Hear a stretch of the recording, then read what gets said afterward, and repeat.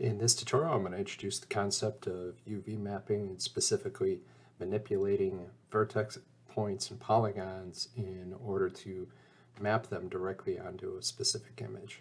So the first thing we're going to do here is we're going to set up a material. So I have created for myself in my Max 2022 Scenes folder, made a folder called UV Fancy Box, and inside there is an image. This is a two-dimensional texture image. I'm going to be applying this to the surface of my model. This is meant for a lab exercise in a class learning how to manipulate individual polygons, and so this is not an efficient UV layout. I understand that completely. There's a lot of wasted pixel space. That's not the point of the exercise. So, all right, what I'm going to do is here in my scene, I'm going to go and open up my material editor, rendering material editor, slate material editor, or you hit M, or you hit the button up here. Now, previously in my class, I had you go through and set up your render setup so you are set to the scanline renderer. If you are not, please change that now. Over here under materials, you have general and you have scanline. What you need to do is bring over a standard legacy material. And now we're going to bring in the image. And to do that, I'm just going to go to that folder I had set up. I'm just going to drag it in here because it's the quickest and easiest way. Now I can double click on it, and that makes the image a little larger, just like if I double click on the material sphere display, that gets larger as well. All right, so we have a bitmap. This is our diffuse color. So we're going to go through and we're going to plug it into diffuse color. Eventually, if you cannot see the image showing up, double check to make sure that you got it on diffuse. All right, people accidentally put it on ambient or specular, and then the image doesn't display. You need to make sure that it's on diffuse color to get it to show up. All right, so we have a material here. Let's go ahead and make our perspective viewport active.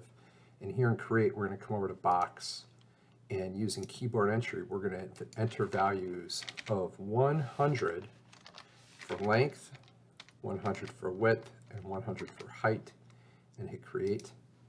Now I'm going to right click to get out of box creation mode and hit Z to zoom out.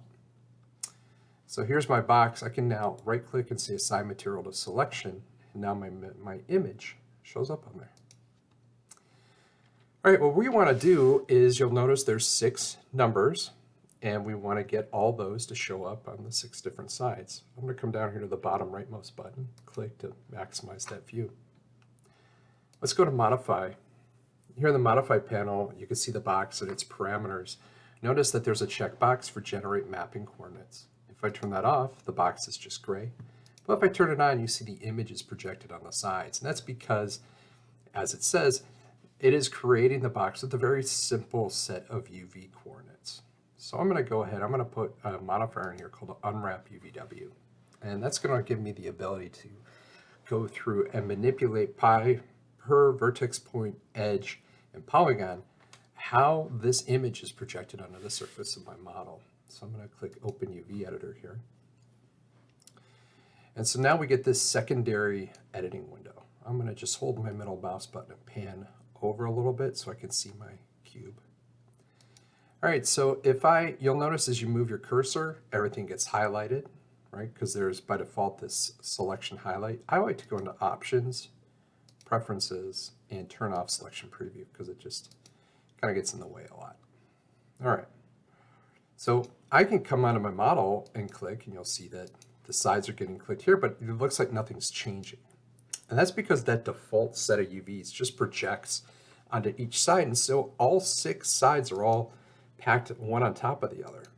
And so what I'm going to do is I'm going to come up here to Mapping, and I'm going to click on Flatten Mapping, and I'm just going to go with the defaults and hit OK. And now you see that all 6 sides have been spread out there. So what I can do is there is a way to get my image projected. And where will it be projected? Well, let me show you. You have 2 lines here going up and down, left and right. All right, in much the same way as we have the lines outside in 3D space. And the 3D lines represent X, Y, and Z, as represented down here in the status bar. Here in 2D space, we have U and V. So U is horizontal, and V makes it easier to keep them in track. V, vertical. All right. So you have X, Y, and Z were taken up for 3D space, and the next letters are U, V, and W. W is actually used for world coordinates. We'll get into that much later in the semester. So let's get our texture image to show up, and the way it's going to show up in the same way that our objects out here in the world. If I go to top level and go to move, if I move this over, you see how this is sitting at 275 units out there in the world. If I move it back to 0, this represents 0 of U and V.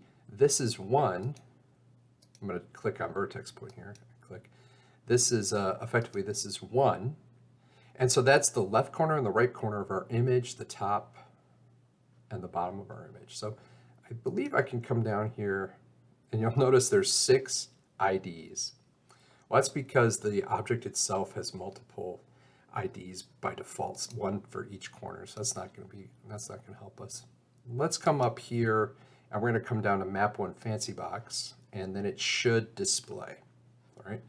If the image does not display, if you ever have trouble getting the image to display here, just go to Pick Texture, and then I believe we can just use,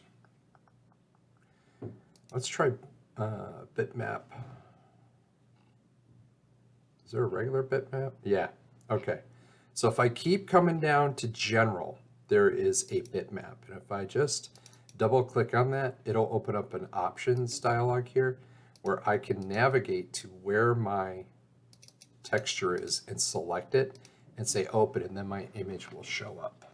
All right, and so you can manually go in here and pick and find where that's located. All right, well, let's get back to the UV stuff. Now that we have our image, it's showing up in 2D as well as 3D. Let's switch here to Polygon, and we're going to click just on the topmost polygon. And actually, I take it back. We're going to grab all of them and just move them to the side. Now I'm going to select just the one on the top, and I'm going to move him so that he's over this one. And I'm just going to grab my freeform corners and kind of move it so he lines up there. And there he is.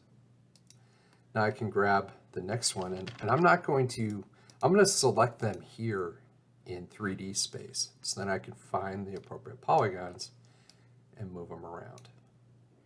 All right. And it looks like they're lining up really good, as you can see. F2 will toggle having that shaded.